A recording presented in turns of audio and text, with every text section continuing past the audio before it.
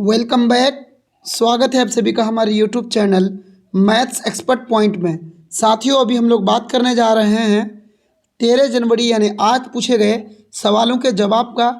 जो आज पूछा गया था इसमें स्पेशली जो है ईवीएस का मैक्सिमम क्वेश्चंस हमको मिल गया है, क्योंकि आज हम आपको सुबह का वीडियो में भी बताए हैं कि जो हमारे सर थे, हमारे जो चैनल में काम करते हैं, उनका अपना एग्ज़ाम था, तो उन्होंने कई क्वेश्चंस को लिख कर लाया था। तो ये ऑफिशियल ही समझिए, यानी ये ऑफिशियल समझिए कि आंसर की ही हम आपको अभी शेयर करने जा रहे हैं, आपसे बताने जा रहे हैं, क्योंकि आज हमारे सर का एग्ज़ाम था। चैनल में नए हैं तो लाइक और सब्सक्राइब कर दें और अपने दोस्तों के साथ शेयर जरूर करें जिन लोगों का एग्ज़ाम आगे होना है और जो लोग आज एग्ज़ाम दे दिए हैं उनको भी। तो चलिए दोस्तों, शुरू करते हैं क्या क्या पूछा गया था आज। सबसे पहले देखिए, हम बताएंगे आपको, वहाँ आगे पीछे हो सकता है कि कश्मीरी घर को क्या कहा जाता है। हाउस बोट के बारे में एक प्रश्न था, तो आप हाउस बोट को अच्छे से पढ़ लीजिए। हमने एनसीईआरटी का जो वीडियो अपलोड किया है उसमें हाउस बोट को बहुत अच्छे से बता दिया है। और आप एनसीईआरटी को पढ़ना बिल्कुल भी मत छोड़िए, क्योंकि यहाँ से 10 से 12 प्रश्न आपको एनसीईआरटी से आ रहा है। 2-3-4 प्रश्न ऐसा होता है जो आपको थोड़ा सा आउट ऑफ रहता है, लेकिन आप 10 से 12 क्वेश्चंस एनसीईआरटी से पढ़ के कर सकते हैं। उस वीडियो को देख लीजिए जो हमने एनसीईआरटी को टोटल कवर किया है 34 मिनट में। उस वीडियो का लिंक आप डिस्क्रिप्शन में दे दिया जाएगा। चलिए, स्वच्छ भारत अभियान कब शुरू हुआ था? तो ये 2 अक्टूबर 2014 को माननीय प्रधानमंत्री श्री नरेंद्र मोदी की अध्यक्षता में शुरू हुआ था स्वच्छ भारत अभियान। और रक्त की कमी के कारण होने वाली बीमारी एनीमिया, ये भी प्रश्न आज पूछा गया था। मनाली के आवास, लकड़ी पत्थर के जो आवास मनाली में होता है उसके बारे में सवाल था। ये एनसीईआरटी का वीडियो में बहुत अच्छे से इसका विश्लेषण किया गया है, इसलिए यहाँ पर वीडियो लंबा नहीं करेंगे। आगे पूछा गया था Nehru institute of mountaineering college कहाँ है? तो इसका भी इसको कई बार हमने पढ़ाया है कि ये उत्तराखंड राज्य में है। इसके अलावा भारत का जल पुरुष किसे कहा जाता है, यानी वाटरमैन ऑफ इंडिया, ये क्वेश्चन हमने पढ़ा दिया है। अगर आपने हमारे ईवीएस के सारी वीडियो को देखा है तो उसमें हमने पढ़ाया है। राजेंद्र सिंह होगा यहाँ पर, राजेंद्र सिंह सर को वाटरमैन ऑफ इंडिया कहा जाता है। जल संग्रह से एक प्रश्न था जो एग्जैक्ट याद नहीं है, इसलिए जल संग्रह का भी हमने पढ़ाया है अपने वीडियोज़ में। उसके अलावा अगर हम देखेंगे तो बंगाल की खाड़ी के निकटवर्ती राज्य, यानी बंगाल की जो खाड़ी है उस देखिए कैसे भारत का नक्शा लास्ट में ऐसे है वहाँ, तो बंगाल की खाड़ी इस तरफ है, तो यहाँ वाले राज्यों को आपको बताना है। तो आपको पता है कि यहाँ पर कौन है, वहाँ पर है पश्चिम बंगाल, फिर यहाँ उड़ीसा भी है, फिर आंध्र प्रदेश है, यहाँ तमिलनाडु नीचे में है, और पुडुचेरी जो है इधर है, अंडमान निकोबार भी इधर है, पुडुचेरी इधर है। तो ये है बंगाल की खाड़ी वाले राज्य और केंद्र शासित प्रदेश। यहाँ से कोई भी प्रश्न आएगा, हमने मैप को कैसे याद किया जाता है, मैप को कैसे पढ़ा जाएगा, याद रखा जाएगा, उसका भी वीडियो बना दिया है। आप उस वीडियो को देख लीजिए, इस वीडियो के डिस्क्रिप्शन में उसका भी लिंक दे दिया जाएगा। चलिए हम आगे बात करेंगे। अंगूर से एक प्रश्न था, ये प्रश्न हमको समझ में नहीं आ रहा कि आखिर अंगूर से क्या प्रश्न था।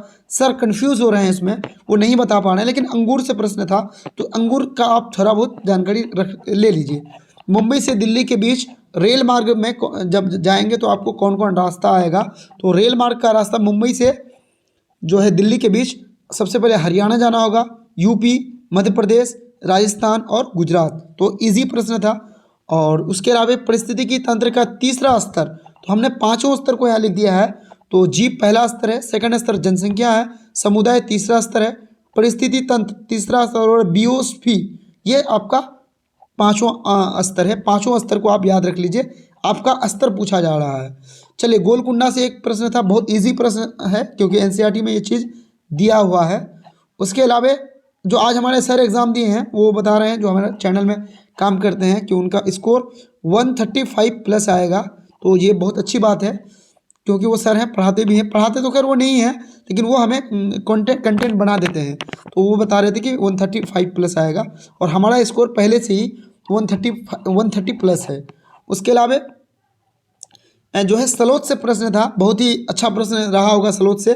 तो सलोच की कुछ जानकारियाँ हम पहले सलोच के बारे में हमने पढ़ाया है, बहुत अच्छे से आपको पढ़ाया है, लेकिन सलोच की कुछ नई जानकारियाँ फिर से हम आपको दे रहे हैं। आप इसका स्क्रीनशॉट रख लीजिए, हो सकता है कि आपके आने वाले एग्जाम में ये काम आए। सलोच प्रतिदिन 17 घंटे सोता है। ये पेड़ों से लकड़ी काटने के लिए केवल 9 घंटे का समय लगता है। वो शरीर के तापमान का लगभग 86 डिग्री फ़ारेनहाइट से 93 डिग्री फ़ारेनहाइट तक बनाए रखते हैं। वो अपने शरीर के तापमान को नियंत्रित करने के लिए छाया के अंदर और बाहर जाते हैं। स्लोथ उसी पेड़ की पत्तियों को खाता है जिस पर वह रहता है। इसे शायद ही किसी और चीज़ की ज़रूरत हो। जब वह उस पेड़ की पर्याप्त पत्ता खा लेता है तो उस पेड़ पर चला जाता है। स्लोथ लगभग 40 वर्ष तक जीवित रहता है और अपनी ज़िंदगी में ये क्या करता है, लगभग 5 पेड़ में जाता है। तो इससे पहले हमने स्लोथ के बारे में बहुत अच्छे से पढ़ा दिया है। उस दौरान वो केवल 5 वर्ष तक क्या करते हैं, एक पेड़ में रहते हैं और 40 साल रहते हैं, तो लगभग 8 पेड़ों पर वो अपनी ज़िंदगी में स्लोथ घूमता है। सप्ताह में एक बार अपने को राहत देने के लिए पेड़ से नीचे उतरता है, या यूँ कहिए कि वो शौच के लिए नीचे उतरता है। आप इसको स्क्रीनशॉट रख लीजिए और अच्छे से पढ़ लीजिए। आप यहाँ से स्क्रीनशॉट ले सकते हैं। देखिए, हाँ, अब इसको आप स्क्रीनशॉट ले सकते हैं। हम चलेंगे आगे। दोस्तों देखिए, आपका एग्ज़ाम आगे है तो आपका ज़्यादा मार्क्स आएगा, हमें बहुत खुशी होगी। एनसीएफ को आप बहुत अच्छे से पढ़ लीजिए। एनसीएफ 2005 से आज भी 4 प्रश्न पूछा गया था और एनसीएफ पर हमने 2 वीडियो बनाया है। एक एमसीक्यू फॉर्म में यानी ऑब्जेक्टिव फॉर्म में है और एक वन लाइनर में है। आप उन दोनों वीडियो को अगर देख लेंगे तो आपका एनसीएफ का एक भी प्रश्न नहीं छूटेगा, इसकी हम गारंटी आपको दे रहे हैं। उसके अलावा एनईपी 2020 से भी आज 3 प्रश्न था, यानी इस 2 टॉपिक से डेली 7 से 8 10 प्रश्न तक पूछा जा रहा है। तो आप उस वीडियो को अगर देख लेंगे तो हम आपको 100% गारंटी दे रहे हैं, एनईपी 2020 और एनसीएफ 2005 आपसे गलती हो ही नहीं सकता है। और पोचमपाली से प्रश्न था तो ये बहुत इजी प्रश्न रहा होगा। पोचमपाली से अगर कुछ भी पूछेगा तो अमृता की कहानी जो खेजारी गांव के रहने वाली थी, वहाँ से प्रश्न था, तो बहुत इजी बिश्नोई लोग थे वो लोग।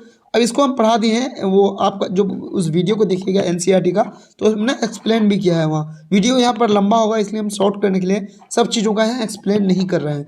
वाइगोत्स्की से 2 प्रश्न था, पियाजे से 3 प्रश्न था, तो आप इनको पढ़े होंगे। हम मेरा पहला वीडियो में भी हमने कहा था और आज भी हम कह रहे हैं कि वाइगोत्स्की, पियाजे, गार्डनर और कोहलबर्ग, इसको अच्छे से पढ़ लीजिए। आपका क्वेश्चंस मैक्सिमम यहीं से पूछा जा रहा है।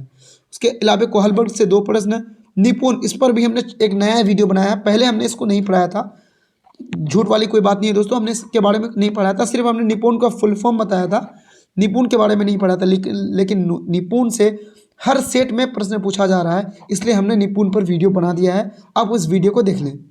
कथन और कारण वाले 3 प्रश्न थे आज। एलसीएम मैथ में, एलसीएम एचसीएफ में एक प्रश्न था, 51 से 60 तक अभाज्य संख्या कौन कौन है, उसमें से दिया होगा कोई एक, तो ये सारे अभाज्य यानी प्राइम नंबर है।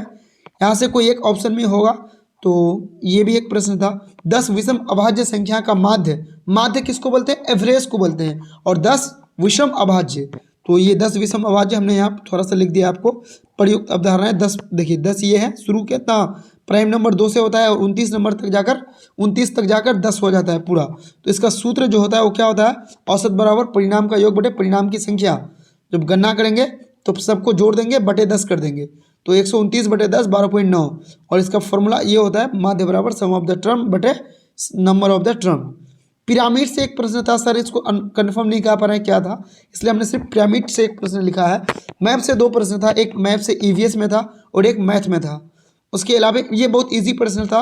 और शिक्षण अधिगम से एक प्रश्न था कि कोई बच्चा, कोई टीचर मान लेते हैं 6:15 में पढ़ाना शुरू किए, 12 बजे तक पढ़ाए तो कितना समय पढ़ा है। तो बहुत सर बता रहे थे कि बहुत ईजी प्रश्न था, वो सारे बच्चों ने कर लिया होगा। पक्षियों के जो पंख होते हैं उसके बारे में एक सवाल था, सर एग्जैक्ट नहीं बता पा रहे हैं, इसलिए पक्षियों के पंखों के बारे में हम आपको यहाँ डिटेल लिख दिए हैं। आप इसका स्क्रीनशॉट रख लीजिए और इसको एक बार अच्छे से देख लीजिए कि पक्षियों के पंखों से प्रश्न।